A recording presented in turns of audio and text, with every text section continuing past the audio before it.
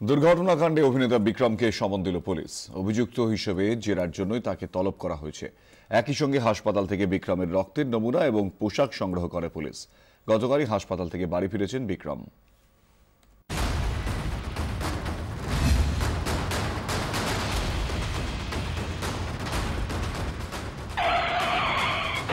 ভোররাতে কলকাতায় দুর্ঘটনা,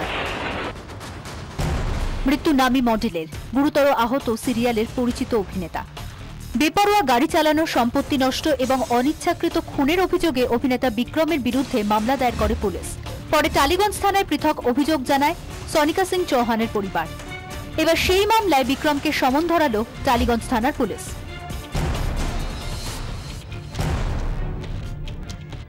বিক্রমকে হাসপাতাল থেকে ছাড়া হবে। খবর পেয়ে বৃহস্পতিবার সকালে হাসপাতালে পৌঁছে যায় টালিগঞ্জ থানার পুলিশ। অভিনেতাকে সমন দিয়ে আসেন মামলার তদন্তকারী অফিসার। অভিযুক্ত হিসাবে জেরার জন্যই বিক্রমকে তলব করেছে পুলিশ। 7 দিনের মধ্যে অভিনেতাকে হাজিরার নির্দেশ দেওয়া হয়েছে। ভর্তি হওয়ার পর হাসপাতালে বিক্রমের যে রক্ত নেওয়া হয়েছিল তার নমুনা সংগ্রহ করে পুলিশ।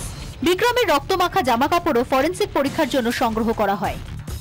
6 দিন পর হাসপাতাল থেকে ছাড়া পেলেন বিক্রম। হাসপাতাল থেকে সোজা কসবা সুইনহো লেনের বাড়ি। আগাগোড়ায় চুপ ছিলেন অভিনেতা। কিছু বলছি না, কালকে প্রেস মিট করবে বা পরশু প্রেস মিট করবে, তখন বলবো।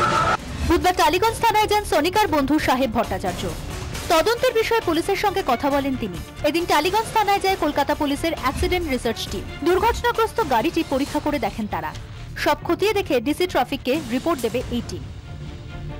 ব্যুরো রিপোর্ট, 24 ঘন্টা।